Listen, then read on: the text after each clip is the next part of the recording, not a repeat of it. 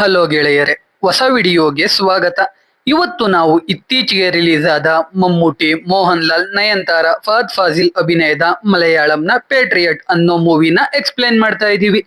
ಈ ಮೂವಿಯ one line story ಹೇಳ್ಬೇಕು ಅಂದ್ರೆ, ಈ ಕಥೆಯ ನಾಯಕ ಡೇನಿಯಲ್ ಡಿಫೆನ್ಸ್ ರಿಸರ್ಚ್ ವಿಂಗ್ ಅಲ್ಲಿ ಕೆಲಸ ಮಾಡ್ತಾ ಇರ್ತಾನೆ. ಅಲ್ಲಿ ಪೆರಿಸ್ಕೋಪ್ ಅನ್ನೋ ಒಂದು ಸ್ಪೈವೇರ್ ನ ರೆಡಿ ಮಾಡಿರ್ತಾರೆ. ಆದ್ರೆ ಆ ಸ್ಪೈವೇರ್ ನ ಸಾಮಾನ್ಯ ಜನಗಳ ಮೇಲೆ ಬಳಸ್ತಾ ಇರ್ತಾರೆ. ಆ ಸ್ಪೈವೇರ್ ನ ಸಾಮಾನ್ಯ ಜನಗಳ ಮೇಲೆ ಬಳಸಿದ್ದು ಯಾರು, ಅದ್ರಿಂದ ಏನೇನ್ ಪ್ರಾಬ್ಲಮ್ ಆಗುತ್ತೆ, ಇದನ್ನೆಲ್ಲ ತಡೆಯೋಕೆ ನಮ್ ಕಥೆಯ ನಾಯಕ ಡೇನಿಯಲ್ ಏನೇನ್ ಮಾಡ್ತಾನೆ, ಕೊನೆಗೆ ಮೂವಿಯಲ್ಲಿ ಏನಾಗುತ್ತೆ ಅಂತ ನಾವು ಮೂವಿ ನೋಡ್ತಾ ತಿಳ್ಕೊಳ್ಳೋಣ. ಬನ್ನಿ ವಿಡಿಯೋ ಶುರು ಮಾಡೋಣ. ಮೂವಿಯ ಮೊದಲನೇ ಸೀನ್ ಅಲ್ಲಿ ನಮಗೆ ಪೆರಿಸ್ಕೋಪ್ ಅನ್ನೋ ಒಂದು ಸಾಫ್ಟ್ವೇರ್ ನ ಬಗ್ಗೆ ಹೇಳ್ತಾರೆ. ಈ ಪೆರಿಸ್ಕೋಪ್ ಅನ್ನೋದು ಒಂದು ಸ್ಪೈವೇರ್. ಅದನ್ನ ಇಂಡಿಯನ್ ಡಿಫೆನ್ಸ್ ರಿಸರ್ಚ್ ವಿಂಗ್ ಅಲ್ಲಿ ರೆಡಿ ಮಾಡಿರ್ತಾರೆ. ಅದರಿಂದ ಏನಾಗುತ್ತೆ ಅಂದ್ರೆ, ಯಾರ್ ಮೊಬೈಲ್ ನ ಬೇಕಾದ್ರೂ ಮಾನಿಟರ್ ಜೊತೆಗೆ ಕಂಟ್ರೋಲ್ ಕೂಡ ಮಾಡಬಹುದು. ಯಾರ್ ಮೊಬೈಲ್ ಹ್ಯಾಕ್ ಮಾಡ್ಬೇಕು ಅಂತ ಅನ್ಕೋತಾರ, ಅವ್ರ ಮೊಬೈಲ್ಗೆ ಒಂದು ಲಿಂಕ್ ಕಳಿಸ್ತಾರೆ. ಅವರು ಲಿಂಕ್ ನ ಕ್ಲಿಕ್ ಮಾಡಿದ್ರೆ ಸಾಕು, ಅವ್ರ ಮೊಬೈಲ್ ನ ಆಕ್ಸೆಸ್ ಇವ್ರ ಕೈಗೆ ಸಿಗುತ್ತೆ. ಇದು ಪೆರಿಸ್ಕೋಪ್ ಸ್ಪೈವೇರ್ ಬಗ್ಗೆ. ಇವಾಗ ನಮಗೆ ನಳಿನಿ ಅನ್ನೋ ಸೆಂಟ್ರಲ್ ಮಿನಿಸ್ಟರ್ ನ ತೋರಿಸ್ತಾರೆ. ಅವಳು ಸುಂದರಂ ಅನ್ನೋ ಡಿಫೆನ್ಸ್ ಮಿನಿಸ್ಟರ್ ಜೊತೆ ಮಾತಾಡ್ತಾ ಇರ್ತಾಳೆ. ಈ ಸುಂದರಂ ಪೆರಿಸ್ಕೋಪ್ ನ ಯೂಸ್ ಮಾಡ್ಕೊಂಡು ಅವನ ಮೇಲೆ ಬಂದಿದ್ದ ಒಂದು ಕೇಸ್ ನ ಗೆದ್ದಿರ್ತಾನೆ. ಜೊತೆಗೆ ನಾರ್ಮಲ್ ಜನಗಳ ಮೇಲೆ ಈ ಸ್ಪೈವೇರ್ ನ ಯೂಸ್ ಮಾಡ್ತಾ ಇರ್ತಾನೆ. ಆ ವಿಷಯ ನಳಿನಿಗೆ ಗೊತ್ತಾಗಿ ನೆಕ್ಸ್ಟ್ ಕ್ಯಾಬಿನೆಟ್ ಅಲ್ಲಿ ಇದ್ರ ವಿರುದ್ಧ ಅಪೋಸ್ ಮಾಡ್ತೀನಿ, ನನ್ಗೆ ಸರ್ಜರಿ ಆಗಿ ವಾಪಸ್ ಬರೋ ಅಷ್ಟ್ರೊಳಗೆ ಇದನ್ನೆಲ್ಲ ನಿಲ್ಸಿರ್ಬೇಕು ಅಂತ ಹೇಳ್ತಾಳೆ. ಸುಂದರಂ ಸರಿ ಅಂತಾನೆ. ಇವಾಗ ನಳಿನಿಗೆ ಸರ್ಜರಿ ಆಗುತ್ತೆ. ಅವಳನ್ನ ನೋಡೋಕೆ ಈ ಕಥೆಯ ನಾಯಕ ಡೇನಿಯಲ್ ಬರ್ತಾನೆ. ಡೇನಿಯಲ್ ವರ್ಕ್ ಮಾಡ್ತಾ ಇರೋದು ಇಂಡಿಯನ್ ಡಿಫೆನ್ಸ್ ರಿಸರ್ಚ್ ವಿಂಗ್ ಅಲ್ಲಿ. ಅವನೇ ಡಿಫೆನ್ಸ್ ಅಲ್ಲಿ ಈ ಸ್ಪೈವೇರ್ ನ ಯೂಸ್ ಮಾಡೋಕೆ ಆಥರೈಸ್ ಮಾಡಿರೋದು. ಇವಾಗ ಆ ಸ್ಪೈವೇರ್ ನ ಸುಂದರಂ ಅವನ್ ಮಗನ IT ಕಂಪನಿಗೆ ಕೊಟ್ಟಿರ್ತಾನೆ. ಈ ವಿಷಯ ನಳಿನಿಯಿಂದ ಡೇನಿಯಲ್ಗೆ ಗೊತ್ತಾಗುತ್ತೆ. ಡೇನಿಯಲ್ ನಳಿನಿಗೆ ಈ ವಿಷಯದಲ್ಲಿ ಸಪೋರ್ಟ್ ಮಾಡೋದಾಗಿ ಹೇಳ್ತಾನೆ. ಇವಾಗ ಡೇನಿಯಲ್ ಅವನಿಗೆ ಗೊತ್ತಿದ್ದ ಆಯೇಷಾ ಮತ್ತೆ ಸ್ಕಾಟ್ ಅನ್ನೋ ಅವನ ಫ್ರೆಂಡ್ಸ್ ಜೊತೆ ಮಾತಾಡ್ತಾ ಇರ್ತಾನೆ. ಆಯೇಷಾ ಮತ್ತೆ ಸ್ಕಾಟ್ UK ಅಲ್ಲಿರ್ತಾರೆ. ಅವ್ರ ಕೆಲಸ ಮಾಡೋ ಕಾಲೇಜಲ್ಲಿ ಸೈಬರ್ ಫಾರೆನ್ಸಿಕ್ ಗೆ ಓಪನಿಂಗ್ ಇರುತ್ತೆ. ಸ್ಕಾಟ್ ಡೇನಿಯಲ್ಗೆ UKಗೆ ಬರೋಕೆ ಹೇಳ್ತಾ ಇರ್ತಾನೆ. ಆದ್ರೆ ಡೇನಿಯಲ್ ಯೋಚನೆ ಮಾಡ್ತೀನಿ ಅಂತಾನೆ. ಈ ಸುಂದರಂ ಆ ಸ್ಪೈವೇರ್ ನ ಯಾರ್ಯಾರ ಮೇಲೆ ಯೂಸ್ ಮಾಡ್ತಾ ಇದ್ದಾನೆ ಅಂತ ಅವನ್ ಕಾಂಟ್ಯಾಕ್ಟ್ಸ್ ಯೂಸ್ ಮಾಡ್ಕೊಂಡು ಡೇನಿಯಲ್ ಹೇಗೋ ಲಿಸ್ಟ್ ನ ತರಿಸ್ತಾನೆ. ಮಾರನೇ ದಿನವೇ ಮಿನಿಸ್ಟರ್ ನಳಿನಿ ಸತ್ತೋಗ್ತಾಳೆ. ಅದಕ್ಕೆ ರೀಸನ್ ಸರ್ಜರಿ ಅಂತ ಇರುತ್ತೆ. ಆದ್ರೆ ಡೇನಿಯಲ್ಗೆ ಇದೆಲ್ಲ ಸುಂದರಂ ಕೆಲ್ಸಾನೆ ಅಂತ ಗೊತ್ತಾಗುತ್ತೆ. ಯಾಕಂದ್ರೆ ನಳಿನಿ ಮೊಬೈಲ್ ಅಲ್ಲೂ ಪೆರಿಸ್ಕೋಪ್ ಇನ್ಸ್ಟಾಲ್ ಆಗಿರುತ್ತೆ. ಇವಾಗ ಡೇನಿಯಲ್ ಹೋಗಿ ನಳಿನಿ ಶವ ನೋಡ್ಕೊಂಡು ನಳಿನಿ ಮಗಳಿಗೆ ಸಮಾಧಾನ ಮಾಡಿ ಹೋಗ್ತಾನೆ. ಆ ದಿನ ರಾತ್ರಿ ಸುಂದರಂ ಮಗ ಶಕ್ತಿ ಸುಂದರಂನ ಒಂದು ಇವೆಂಟ್ ಇರುತ್ತೆ. ಅಲ್ಲಿಗೆ ಡೇನಿಯಲ್ ಕೂಡ ಹೋಗಿರ್ತಾನೆ. ಶಕ್ತಿ ಇವಾಗ ಅವನ IT ಕಂಪನಿಯಿಂದ ಸಮಾಜ ಸೇವಾ ಅನ್ನೋ ಒಂದು ಪ್ರೋಗ್ರಾಮ್ ನ ಶುರು ಮಾಡ್ತಾ ಇರ್ತಾನೆ. ಅದನ್ನ ಅವನು ಸ್ಟೇಜ್ ಮೇಲೆ ಹೇಳ್ತಾ ಹೋದ ಹಾಗೆ ಡೇನಿಯಲ್ ಶಕ್ತಿ ಬಗ್ಗೆ ಹೇಳ್ತಾ ಹೋಗ್ತಾನೆ. ಶಕ್ತಿ ಮುಂಚೆ ಏರ್ ಫೋರ್ಸ್ ಅಲ್ಲಿ ಟ್ರೈನಿಂಗ್ ತಗೊಳ್ತಾ ಇರ್ತಾನೆ. ಒಂದ್ಸಲ ಟ್ರೈನಿಂಗ್ ಅಲ್ಲಿ ಶಕ್ತಿ ಜೆಟ್ ಓಡಿಸುವಾಗ ಕಾಕ್ಪಿಟ್ ಅಲ್ಲಿ ಬೆಂಕಿ ಹಚ್ಕೊಂಡಿರುತ್ತೆ. ಅದು ಅಲ್ಲದೆ ಶಕ್ತಿ ತುಂಬಾ ಮೇಲಕ್ಕೆ ಜೆಟ್ ಹಾರಿಸಿರ್ತಾನೆ. ಅವಾಗ ಡೇನಿಯಲ್ಲೇ ಶಕ್ತಿ ಸೇಫ್ ಆಗಿ ಲ್ಯಾಂಡ್ ಮಾಡೋಕೆ ಸಹಾಯ ಮಾಡಿರ್ತಾನೆ. ಶಕ್ತಿ ಒಳ್ಳೆ ಹುಡುಗ ಆಗಿದ್ರಿಂದ ಶಕ್ತಿ ಬಗ್ಗೆ ರಿಪೋರ್ಟ್ ಮಾಡದೆ ಅವನಿಗೆ ಟ್ರೈನಿಂಗ್ ಕಂಟಿನ್ಯೂ ಮಾಡ್ತಾ ಇರ್ತಾರೆ. ಆದ್ರೆ ಸುಂದರಂಗೆ ಶಕ್ತಿ ಏರ್ ಫೋರ್ಸ್ ಅಲ್ಲಿ ಇರೋದು ಇಷ್ಟ ಇರಲ್ಲ. ಅದಕ್ಕೆ ಅವನೇ ಕಂಪ್ಲೇಂಟ್ ಮಾಡಿ ಶಕ್ತಿನ ಏರ್ ಫೋರ್ಸ್ ಇಂದ ಈಚೆ ಹಾಕೋ ಹಾಗೆ ಮಾಡಿ ಅವನ್ ರಾಜಕೀಯಕ್ಕೆ ಸಪೋರ್ಟ್ ಆಗಿ ಇಟ್ಕೊಂಡಿರ್ತಾನೆ. ಇದನ್ನೆಲ್ಲ ಡೇನಿಯಲ್ ಇವಾಗ ನೆನ್ಪ್ ಮಾಡ್ಕೊಳ್ತಾನೆ. ಅದೇ ಇವೆಂಟ್ ಅಲ್ಲಿ ಡೇನಿಯಲ್ ಅವ್ರ ಬಾಸ್ ಶ್ರೀಧರ್ ಹತ್ರ ಹೋಗಿ ಮಾತಾಡ್ತಾನೆ. ನಳಿನಿ ಮೇಡಮ್ ಅವ್ರದ್ದು ಸ್ವಾಭಾವಿಕ ಸಾವಲ್ಲ, ಅವ್ರನ್ನ ಕೊಲೆ ಮಾಡಿದ್ದಾರೆ. ಅದಕ್ಕೆ ಮತ್ತೆ ಈ ಸುಂದರಂಗೆ ಸಂಬಂಧ ಇದೆ. ಅದು ಅಲ್ಲದೆ ನಾವು ರೆಡಿ ಮಾಡಿರೋ ಪೆರಿಸ್ಕೋಪ್ ನ ಸುಂದರಂ ಅವನ್ ಮಗನ ಕಂಪನಿಗೆ 10 ವರ್ಷಕ್ಕೆ ಕೊಟ್ಟಿದ್ದಾನೆ ಅಂತ ಹೇಳ್ತಾನೆ. ಅದನ್ನ ಕೇಳಿ ಶ್ರೀಧರ್ ಬಂದು ಈ ವಿಷಯನ ಸುಂದರಂಗೆ ಹೇಳ್ಬಿಡ್ತಾನೆ. ಈ ವಿಷಯ ಎಲ್ಲ ಡೇನಿಯಲ್ಗೆ ಹೇಗ್ ಗೊತ್ತಾಯ್ತು ಅಂತ ಯೋಚನೆ ಮಾಡ್ತಾರೆ. ಇಂಡಿಯನ್ ಸೀಕ್ರೆಟ್ ಸರ್ವಿಸ್ ಆಕ್ಟ್ ಪ್ರಕಾರ ಗೌರ್ನಮೆಂಟ್ಗೂ ಕಂಪನಿಗಳಿಗೂ ಆಗೋ ಅಗ್ರಿಮೆಂಟ್ ಯಾರಿಗೂ ಗೊತ್ತಾಗೋ ಆಗಿರಲ್ಲ. ಆ ರೀತಿ ಇಲ್ಲಿಗಲ್ ಆಗಿ ತಿಳ್ಕೊಂಡ್ರೆ ಅವ್ರನ್ನ ದೇಶದ್ರೋಹಿ ಅಂತ ಹೇಳಿ ಜೈಲಿಗೆ ಹಾಕ್ತಾರೆ. ಇವಾಗ ಡೇನಿಯಲ್ನು ಕೂಡ ಆಗಿ ಜೈಲಿಗೆ ಹಾಕ್ಬೇಕು ಅಂತ ಡಿಸೈಡ್ ಆಗ್ತಾರೆ. ಮಾರನೇ ದಿನ ಡೇನಿಯಲ್ ಮನೆಗೆ ಅವನ್ ಮನೆ ಮೇಲಿರೋ ರಹೀಂ ಅನ್ನೋ ವ್ಯಕ್ತಿ ಮನೆಯಲ್ಲಿ ಕೆಲಸ ಮಾಡೋ ಮಹಿಳೆ ಅವಳ ಮಕ್ಕಳ ಜೊತೆ ಬರ್ತಾಳೆ. ಆ ಹುಡುಗರು ರಹೀಂ ಮನೆಯಲ್ಲಿ ಅವನಿಗೆ ಸಂಬಂಧಪಟ್ಟಿದ್ದ ಕೆಲವು ಮೆಡಲ್ಸ್ ಎಲ್ಲಾನು ವಿಡಿಯೋ ಮಾಡಿ ಯೂಟ್ಯೂಬ್ ಅಲ್ಲಿ ಹಾಕಿರ್ತಾರೆ. ಆ ವಿಷಯ ರಹೀಂಗೆ ಗೊತ್ತಾದ್ರೆ ಕೆಲಸ ಹೋಗುತ್ತೆ ಅಂತ ಆ ಮಹಿಳೆ ಹೇಳ್ತಾಳೆ. ಅದಕ್ಕೆ ಡೇನಿಯಲ್ ನನ್ನ ಆಫೀಸಿಂದ ಆ ವಿಡಿಯೋನ ರಿಮೂವ್ ಮಾಡಿಸ್ತೀನಿ, ರಹೀಂ ಜೊತೆ ನಾನ್ ಮಾತಾಡ್ತೀನಿ ಅಂತ ಹೇಳ್ತಾನೆ. ಆಮೇಲೆ ಅವನು ಆ ವಿಡಿಯೋ ನೋಡ್ತಾನೆ.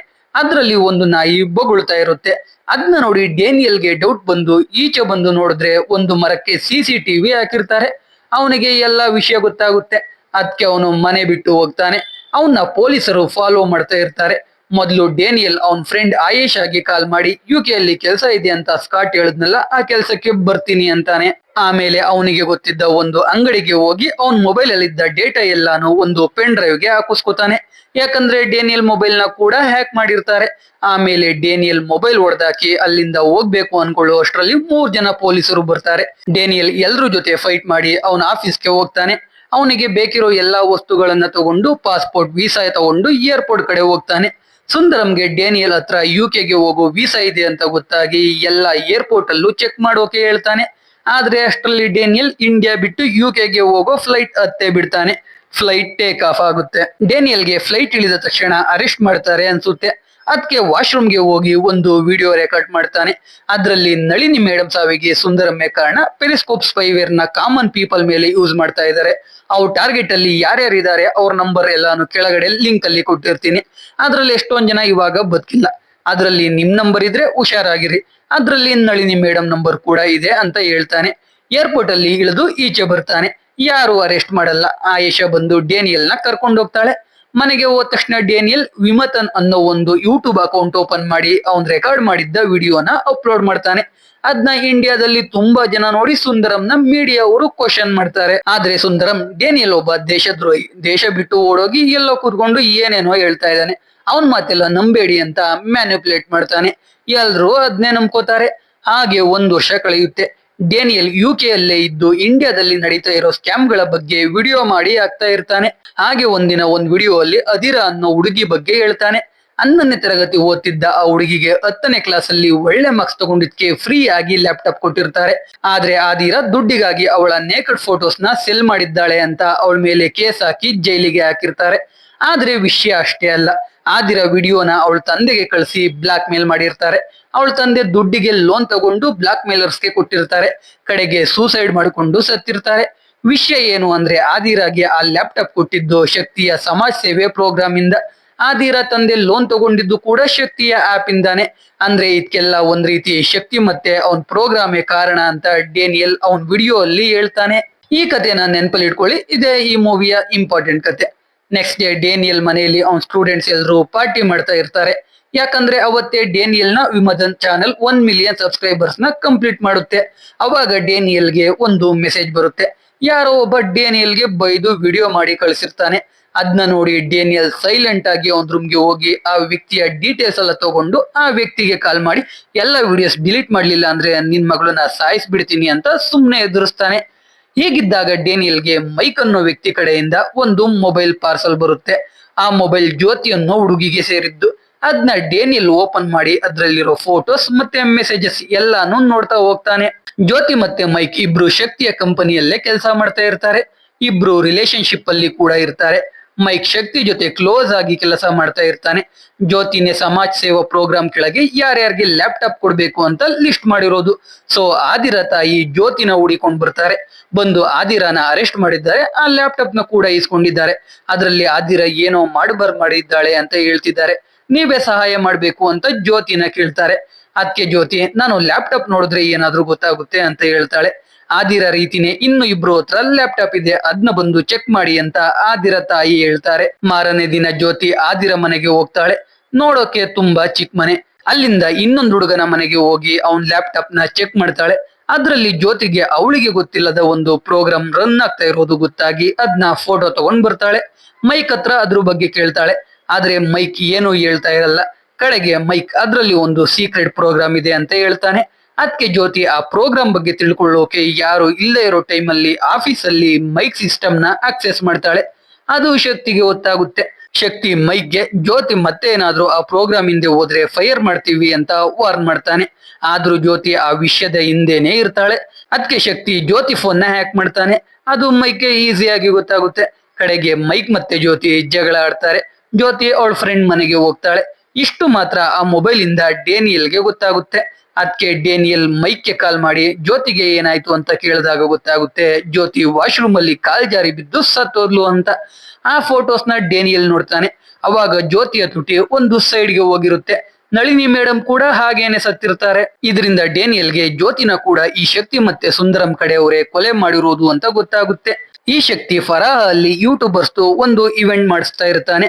ಅದಕ್ಕೆ ಡೇನಿಯಲ್ಗೂ ಇನ್ವಿಟೇಷನ್ ಬಂದಿರುತ್ತೆ. ಮೊದಲು ಡೇನಿಯಲ್ ಹೋಗೋದ್ ಬೇಡ ಅಂತ ಅನ್ಕೊಂಡಿರ್ತಾನೆ. ಆದ್ರೆ ಜ್ಯೋತಿ ಆದಿರ ಬಗ್ಗೆ ಗೊತ್ತಾಗಿ ಅಲ್ಲಿಗೆ ಆಯೇಷ ಜೊತೆ ಹೋಗ್ತಾನೆ. ತುಂಬಾ ಜನ ಬಂದಿರ್ತಾರೆ. ತುಂಬಾ ಜನಕ್ಕೆ ಡೇನಿಯಲ್ ವಿಮತನ್ ಅಂತ ಗೊತ್ತಿರುತ್ತೆ. ಅಲ್ಲಿ ಇವೆಂಟ್ ನ ಕೊನೆ ದಿನ ಡೇನಿಯಲ್ ಪ್ರೆಸೆಂಟೇಶನ್ ಇರುತ್ತೆ. ಶಕ್ತಿ ಅವನ ಆಫೀಸಿಂದ ಡೇನಿಯಲ್ ನ ನೋಡ್ತಾ ಇರ್ತಾನೆ. ಡೇನಿಯಲ್ ಶಕ್ತಿ ನಡೆಸಿದ್ದ ಇವೆಂಟ್ ಅಲ್ಲೇ ಶಕ್ತಿ ಮತ್ತೆ ಗವರ್ನಮೆಂಟ್ ಮಧ್ಯೆ ಆಗಿರೋ 10 ವರ್ಷದ ಅಗ್ರಿಮೆಂಟ್ ನ ತೋರಿಸ್ತಾನೆ. ಜೊತೆಗೆ ಶಕ್ತಿ ಈ ಪೆರಿಸ್ಕೋಪ್ ಆಪ್ ನ ಸಾಮಾನ್ಯ ಜನಗಳ ಮೇಲೆ ಯೂಸ್ ಮಾಡ್ತಾ ಇದ್ದಾನೆ ಅಂತ ಹೇಳ್ತಾ ಇರ್ತಾನೆ.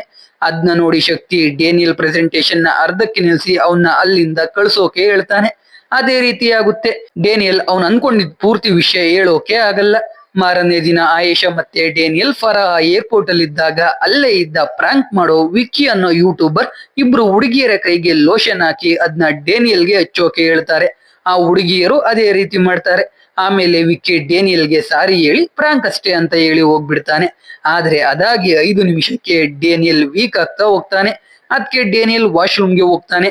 ಅರ್ಧ ಗಂಟೆ ಆದ್ರೂ ಈಚೆ ಬರಲ್ಲ. ಅದಕ್ಕೆ ಆಯೇಷ ವಾಶ್ರೂಮ್ಗೆ ಹೋಗಿ ನೋಡಿದ್ರೆ ಅಲ್ಲಿ ಡೇನಿಯಲ್ ಇರೋದೇ ಇಲ್ಲ. ಅವಾಗ CCTV ಚೆಕ್ ಮಾಡ್ತಾರೆ. ಅದರಲ್ಲಿ ಡೇನಿಯಲ್ ಇಂಡಿಯಾಗೆ ಹೋಗೋ ಫ್ಲೈಟ್ ಹತ್ತಿ ಹೋಗಿರೋದು ಗೊತ್ತಾಗುತ್ತೆ. ಆದ್ರೆ ಅದರಲ್ಲಿ ಡೇನಿಯಲ್ ಮುಖ ಕಾಣಲ್ಲ. ಆಯೇಷಾಗೆ ಅದು ಡೇನಿಯಲ್ ಅಲ್ಲ ಅನ್ಸುತ್ತೆ. ಆದ್ರೆ ಅಲ್ಲಿ ಅವಳಿಗೆ ಸಹಾಯ ಮಾಡ್ತಿದ್ದ ಅಬ್ದುಲ್ ಅನ್ನೋ ವ್ಯಕ್ತಿ ಅದನ್ನ ನಂಬಲ್ಲ. ಯಾಕಂದ್ರೆ ಸುಂದರಂ ಟ್ವಿಟರ್ ಅಲ್ಲಿ ಡೇನಿಯಲ್ ವಾಪಸ್ ಇಂಡಿಯಾಗೆ ಬರ್ತಿರೋದಾಗಿ, ಸುಂದರಂ ಜೊತೆ ಸ್ನೇಹ ಬೆಳೆಸಿರೋದಾಗಿ ಟ್ವೀಟ್ ಮಾಡಿರ್ತಾನೆ. ಅದಕ್ಕೆ ಡೇನಿಯಲ್ ಕಡೆಯಿಂದ ಥ್ಯಾಂಕ್ಸ್ ಅಂತ ಕೂಡ ಟ್ವೀಟ್ ಆಗಿರುತ್ತೆ. ಅದಕ್ಕೆ ಅಬ್ದುಲ್ ಡೇನಿಯಲ್ ಆಯೇಷಾಗೆ ಹೇಳ್ದಿ ಇಂಡಿಯಾಗೆ ಹೋಗಿದ್ದಾನೆ ಅಂತ ಅನ್ಕೋತಾನೆ. ಅದಕ್ಕೆ ಕೊಚ್ಚಿ ಏರ್ಪೋರ್ಟ್ ಅಲ್ಲಿ ಅಬ್ದುಲ್ಗೆ ಗೊತ್ತಿದ್ದ ವ್ಯಕ್ತಿಗೆ ಕಾಲ್ ಮಾಡಿ ಡೇನಿಯಲ್ ಅಲ್ಲಿಗೆ ಬಂದಾಗ ಅವನ್ ಫೋಟೋ ತೆಗೆದು ಕಳಿಸು ಅಂತ ಹೇಳ್ತಾನೆ. ಆದ್ರೆ ಡೇನಿಯಲ್ಗೆ ಮೆಡಿಕಲ್ ಎಮರ್ಜೆನ್ಸಿ ಇದೆ ಅಂತ ಶಕ್ತಿ ಆಸ್ಪತ್ರೆಗೆ ಕರ್ಕೊಂಡು ಹೋಗ್ಬಿಡ್ತಾರೆ. ಆ ವ್ಯಕ್ತಿಗೆ ಡೇನಿಯಲ್ ಕಾಣಲ್ಲ. ಈ ವಿಷಯ ಅಬ್ದುಲ್ಗೆ ಗೊತ್ತಾಗುತ್ತೆ. ಏನೋ ಮಿಸ್ ಹೊಡಿತಾ ಇದೆ ಅನ್ಸುತ್ತೆ. ಅದಕ್ಕೆ ಮತ್ತೆ CCTV ಚೆಕ್ ಮಾಡ್ತಾರೆ. ಅದ್ರಲ್ಲಿ ವಿಕ್ಕಿ ಅನ್ನೋ ಯೂಟ್ಯೂಬರ್ ಟೀಮ್ ನ ನೋಡಿ ಅವ್ರನ್ನ ಅಬ್ಸರ್ವ್ ಮಾಡ್ತಾರೆ. ಅವರು 2 ದೊಡ್ಡ ದೊಡ್ಡ ಬಾಕ್ಸ್ ತಂದಿರ್ತಾರೆ. ಅದ್ರಲ್ಲಿ ಮ್ಯೂಸಿಕಲ್ ಇನ್ಸ್ಟ್ರೂಮೆಂಟ್ಸ್ ಇದೆ ಅಂತ ಅದನ್ನ ಚೆಕ್ ಮಾಡಿರಲ್ಲ. ಆದ್ರೆ ಅವರು ಯೂಟ್ಯೂಬರ್ಸ್ ಆಗಿರಲ್ಲ, ಸುಂದರಂ ಕಡೆಯ ವ್ಯಕ್ತಿಗಳಾಗಿರ್ತಾರೆ. ಅವರು ಪ್ರ್ಯಾಂಕ್ ಅಂತ ಆ ಹುಡುಗಿಯರ ಹೆಲ್ಪ್ ತಗೊಂಡು ಡೇನಿಯಲ್ ಮುಖಕ್ಕೆ ಪಾಯ್ಸನ್ ಹಾಕ್ಸಿರ್ತಾರೆ. ಆಮೇಲೆ ಡೇನಿಯಲ್ ವಾಶ್ರೂಮ್ಗೆ ಹೋದಾಗ ಅವನ್ನ ಒಂದು ಬಾಕ್ಸ್ಗೆ ಹಾಕೊಂಡು ಅವನ್ ರೀತಿ ಆ ಟೀಮ್ ಮೆಂಬರ್ ಇಂಡಿಯಾಗೆ ಹೋಗಿರ್ತಾನೆ. ಇವರು ಬಾಕ್ಸ್ ತಗೊಂಡು ಪ್ರೈವೇಟ್ ಫ್ಲೈಟ್ ಅಲ್ಲಿ ಇಂಡಿಯಾಗೆ ಹೋಗ್ತಾ ಇರ್ತಾರೆ. ಆದ್ರೆ ಡೇನಿಯಲ್ ಮುಂಚೆನೆ ಆಂಟಿಡೋಟ್ ತಗೊಂಡಿರ್ತಾನೆ. ಆದ್ರಿಂದ ಡೇನಿಯಲ್ ಸಾಯಲ್ಲ. ಫ್ಲೈಟ್ ಅಲ್ಲಿ ಇಂಡಿಯಾ ಕಡೆ ಹೋಗುವಾಗ ಡೇನಿಯಲ್ ವಿಕ್ಕಿ ಟೀಮ್ಗೆ ಹೊಡೆದು ಫ್ಲೈಟ್ ಇಂದ ಪ್ಯಾರಾಚೂಟ್ ಹಾಕೊಂಡು ಈಚೆ ಹಾರ್ತಾನೆ.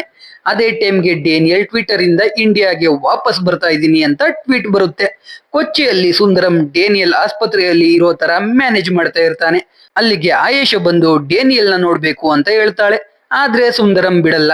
ಯಾಕಂದ್ರೆ ಆಯೇಷ ಡೇನಿಯಲ್ ನ ವೈಫ್ ಅಲ್ಲ, ಡೇನಿಯಲ್ ನ ವೈಫ್ ಲತಿಕಾ. ಲತಿಕಾ ಕೂಡ ಅಲ್ಲಿಗೆ ಬಂದಿರ್ತಾಳೆ. ಇವಾಗ ಲತಿಕಾ ಡೇನಿಯಲ್ ಸೇಫ್ ಆಗಿದ್ದಾನೆ ಅಂತ ಆಯೇಷಾಗೆ ಹೇಳಿ ಆಯೇಷನ ಕರ್ಕೊಂಡು ಒಂದು ಹಾಸ್ಪಿಟಲ್ ಬಳಿಗೆ ಹೋಗ್ತಾಳೆ. ಅಲ್ಲಿ ಆಯೇಷಾಗೆ ಅದಿರಾನ ತೋರಿಸ್ತಾಳೆ. ಅದಿರ ಕೊಡೋ ಸ್ಟೇಟ್ಮೆಂಟ್ ಇಂದ ಶಕ್ತಿ ಜೈಲಿಗೆ ಹೋಗ್ತಾನೆ ಅಂತ ಅದಿರಾಗೆ ಆಕ್ಸಿಡೆಂಟ್ ಮಾಡಿಸಿರ್ತಾರೆ. ಅದಿರ ಹೇಗೋ ಬದುಕಿರ್ತಾಳೆ.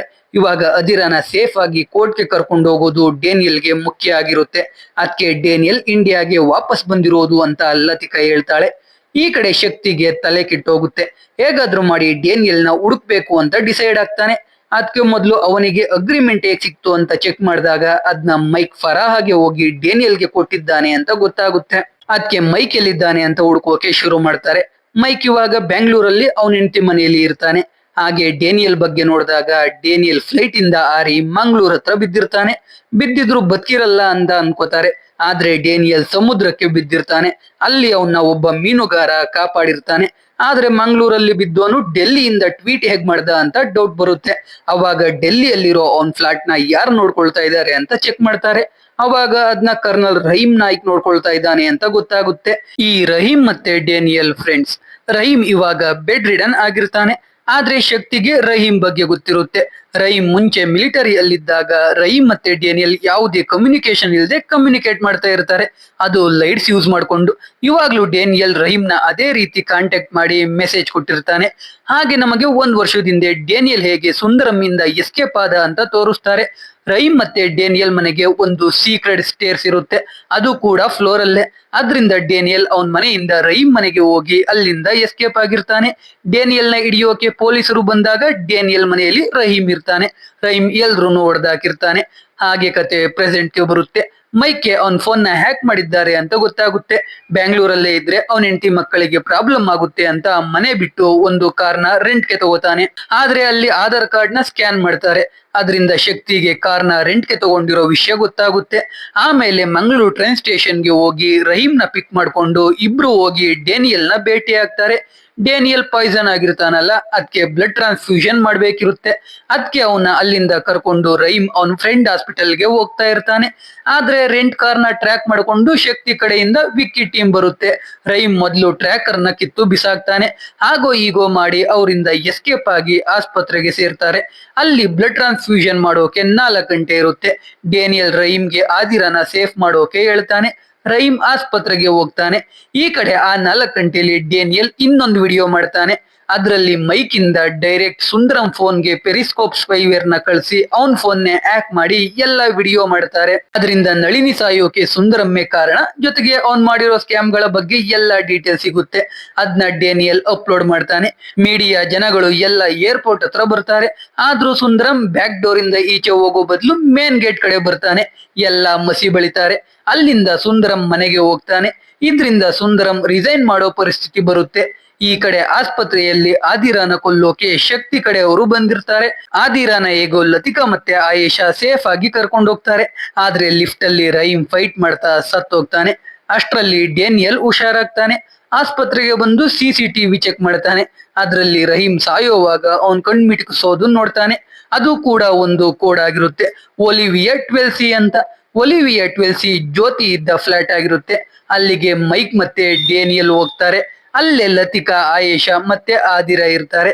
ಅಲ್ಲೇ ಆದಿರಾ ಮತ್ತೆ ಮೈಕ್ ಹತ್ರ ವಿಡಿಯೋ ಸ್ಟೇಟ್ಮೆಂಟ್ ತಗೋತಾರೆ. ಇಲ್ಲಿ ಮೈಕ್ ಇಂದ ಗೊತ್ತಾಗುತ್ತೆ ಅವರು ಆ ಲ್ಯಾಪ್ಟಾಪ್ ಅಲ್ಲೂ ಪೆರಿಸ್ಕೋಪ್ ನ ಇಟ್ಟಿದ್ದಾರೆ ಅಂತ. ಅಂದ್ರೆ ಆ ಲ್ಯಾಪ್ಟಾಪ್ ನ ಶಕ್ತಿ ಕಡೆಯವರು ಮಾನಿಟರ್ ಮಾಡ್ತಾ ಇರ್ತಾರೆ. ಅವರಿಗೆ ಕ್ಯಾಮ್ರಾಗೂ ಕೂಡ ಆಕ್ಸೆಸ್ ಇರುತ್ತೆ. ಇದರಿಂದ ಆದಿರಾ ಡ್ರೆಸ್ ಚೇಂಜ್ ಮಾಡೋ ವಿಡಿಯೋ ರೆಕಾರ್ಡ್ ಮಾಡ್ಕೊಂಡು ಅದನ್ನ ಅವನ್ ತಂದೆಗೆನೆ ಕಳಿಸಿ ಬ್ಲಾಕ್ ಮೇಲ್ ಮಾಡಿ ಅವ್ರ ಕಂಪನಿಯಿಂದಾನೇ ಲೋನ್ ತಗೊಳ್ಳೋ ಹಾಗೆ ಮಾಡಿರ್ತಾರೆ. ಇದೇ ಶಕ್ತಿಯ ಕೆಲಸ ಆಗಿರುತ್ತೆ. ಇದನ್ನೆಲ್ಲ ಮೈಕ್ ಇವಾಗ ರಿವೀಲ್ ಮಾಡ್ತಾನೆ. ಇದೆಲ್ಲ ಇವಾಗ ನ್ಯೂಸ್ ಅಲ್ಲಿ ಬರುತ್ತೆ. ಜನಗಳೆಲ್ಲ ದಂಗೆ ಹೇಳ್ತಾರೆ. ಶಕ್ತಿ ಅವನ ಆಫೀಸ್ಗೆ ಹೋಗಿ ಎಲ್ಲ ಎಂಪ್ಲಾಯೀಸ್ಗೂ ಹಾರ್ಡ್ ಡಿಸ್ಕ್ ನ ಡೆಸ್ಟ್ರಾಯ್ ಮಾಡೋಕೆ ಹೇಳ್ತಾನೆ. ಅವಾಗ ಶಕ್ತಿಗೆ ಅವನ್ ತಂದೆ ಕಾಲ್ ಮಾಡ್ತಾರೆ. ಇಲ್ಲಿ ಶಕ್ತಿಗೆ ಅವ್ರ ಫೋನ್ ನ ಡೇನಿಯಲ್ ಹ್ಯಾಕ್ ಮಾಡಿರೋದು ಗೊತ್ತಾಗುತ್ತೆ. ಅದಕ್ಕೆ ಡೇನಿಯಲ್ ಕೇಳಿಸ್ಕೊಳ್ತಾ ಇರ್ತಾನೆ ಅಂತ ಒಂದು ವಿಷಯ ರಿವೀಲ್ ಮಾಡ್ತಾನೆ. ಶಕ್ತಿ ಏರ್ ಫೋರ್ಸ್ ಅಲ್ಲಿದ್ದಾಗ ಅವನ್ ತಂದೆನೆ ಕಾಕ್ಪಿಟ್ ಅಲ್ಲಿ ಬೆಂಕಿ ಹಚ್ಕೊಳ್ಳೋ ಹಾಗೆ ಮಾಡಿರ್ತಾನೆ. ಡೇನಿಯಲ್ಗೂ ಕೂಡ ಸುಂದರಂ ಶಕ್ತಿ ಸತ್ರೆ ಸಾಯ್ಲಿ ಬಿಡು ಅಂತ ಹೇಳಿರ್ತಾನೆ. ಯಾಕಂದ್ರೆ ಶಕ್ತಿ ಸತ್ರೆ ಸಿಂಪತಿಯಿಂದ ಪಾರ್ಟಿ ಟಿಕೆಟ್ ಸಿಗುತ್ತೆ ಅಂತ. ಇದನ್ನೆಲ್ಲ ಶಕ್ತಿ ಹೇಳ್ತಾ ಸುಂದರಂಗೆ ನೀವು ಜೈಲಿಗೆ ಹೋಗ್ಬಾರ್ದು ಅಂದ್ರೆ ಸತ್ತೋಗಿ ಅಂತ ಹೇಳ್ತಾನೆ. ಸುಂದರಂ ಶೂಟ್ ಮಾಡ್ಕೊಂಡು ಸತ್ಯ ಹೋಗ್ತಾನೆ. ಅಷ್ಟರಲ್ಲಿ ಜನಗಳೆಲ್ಲ ಶಕ್ತಿ ಕಂಪನಿಗೆ ನುಗ್ತಾರೆ. ಡೇನಿಯಲ್ ಮತ್ತೆ ಮೈಕ್ ಕೂಡ ಹೋಗ್ತಾರೆ. ಮೈಕ್ ಹೋಗಿ ಒಂದ್ ಸಿಸ್ಟಮ್ ಇಂದ ಡೇಟಾ ರಿಕವರ್ ಮಾಡ್ಕೊಂಡು ಸರ್ವರ್ ರೂಮ್ಗೆ ಹೋಗ್ತಾನೆ. ಅಲ್ಲಿಗೆ ಶಕ್ತಿ ಕೂಡ ಬಂದು ಮೈಕ್ಗೆ ನೀನು ನಾನು ಕ್ಲೋಸ್ ಫ್ರೆಂಡ್ಸ್ ಅಲ್ವಾ, ಅವ್ರ ಜೊತೆ ಯಾಕೆ ಸೇರ್ಕೊಂಡಿದ್ಯಾ ಅಂತ ಕೇಳ್ತಾ ಇಬ್ರು ಜಗಳ ಆಡ್ತಾರೆ. ಶಕ್ತಿ ಮೈಕ್ ಕೈಲಿ ಒದೆ ತಿಂತಾನೆ. ಅಲ್ಲಿಗೆ ಡೇನಿಯಲ್ ಕೂಡ ಬರ್ತಾನೆ. ಬಂದು ಶಕ್ತಿ ಮುಖಕ್ಕೆ ಒಂದು ಸೆಂಟ್ ಹಾಕ್ತಾನೆ. ಅದೇ ಸೆಂಟ್ ಯೂಸ್ ಮಾಡ್ಕೊಂಡು ಜ್ಯೋತಿ ಸತ್ತಿರ್ತಾಳೆ. ಆ ಸೆಂಟ್ ಅಲ್ಲಿ ಶಕ್ತಿನೇ ಪಾಯ್ಸನ್ ಮಿಕ್ಸ್ ಮಾಡಿಸಿರ್ತಾನೆ. 5 ಮಿನಿಟ್ಸ್ ಅಲ್ಲಿ ಆಂಟಿಡೋಟ್ ತಗೋಬೇಕು ಅಂತ ಶಕ್ತಿ ಅವನ್ ಕಾರ್ ತಗೊಂಡು ಸ್ಪೀಡ್ ಆಗಿ ಹೋಗಿ ಆಕ್ಸಿಡೆಂಟ್ ಮಾಡ್ಕೊಂಡು ಸತ್ತೋಗ್ತಾನೆ. ಕಡೆಗೆ ಆದಿರಾಗೆ ನ್ಯಾಯ ಸಿಗುತ್ತೆ. ಪೆರಿಸ್ಕೋಪ್ ಸ್ಪೈವೇರ್ ನ ಇಂಡಿಯನ್ ಡಿಫೆನ್ಸ್ ಅವರು ಮಾತ್ರ ಯೂಸ್ ಮಾಡ್ಬೇಕು ಅಂತ ತೀರ್ಪು ಬರುತ್ತೆ. ಡೇನಿಯಲ್ ಬಾಸ್ ಅವನಿಗೆ ಕಾಲ್ ಮಾಡಿ ವಾಪಸ್ ಕೆಲ್ಸಕ್ಕೆ ಬರೋಕೆ ಹೇಳ್ತಾರೆ. ಡೇನಿಯಲ್ ಕೆಲ್ಸಕ್ಕೆ ಬರಬೇಕು ಅಂದ್ರೆ ರಹೀಮ್ಗೆ ವಾರಿಯರ್ ಅಂತ ಸ್ಮಾರಕ ಕಟ್ಟೋಕೆ ಹೇಳ್ತಾನೆ. ಕಡೆಗೆ ರಹೀಮ್ಗೂ ಸಿಗಬೇಕಿದ್ದ ಗೌರವ ಎಲ್ಲ ಸಿಗುತ್ತೆ. ಇಲ್ಲಿಗೆ ಮೂವಿ ಕೂಡ ಮುಗಿಯುತ್ತೆ. ಸೊ ಎಕ್ಸ್ಪ್ಲನೇಷನ್ ಕೇಳಿ ನಿಮ್ಗೆ ಅನ್ನಿಸ್ತು ಅಂತ ಕಾಮೆಂಟ್ ಮಾಡಿ. ವಿಡಿಯೋ ಇಷ್ಟ ಆಗಿದ್ರೆ ಲೈಕ್ ಮಾಡಿ, ಕಂಟೆಂಟ್ ಇಷ್ಟ ಆಗಿದ್ರೆ ಮಾತ್ರ ಸಬ್ಸ್ಕ್ರೈಬ್ ಮಾಡ್ಕೊಂಡು ಸಪೋರ್ಟ್ ಮಾಡಿ. ಮತ್ತೆ ಇನ್ನೊಂದು ಸೂಪರ್ ಆಗಿರೋ ವಿಡಿಯೋ ಜೊತೆ ಸಿಗ್ತೀನಿ. ಜೈ ಕರ್ನಾಟಕ.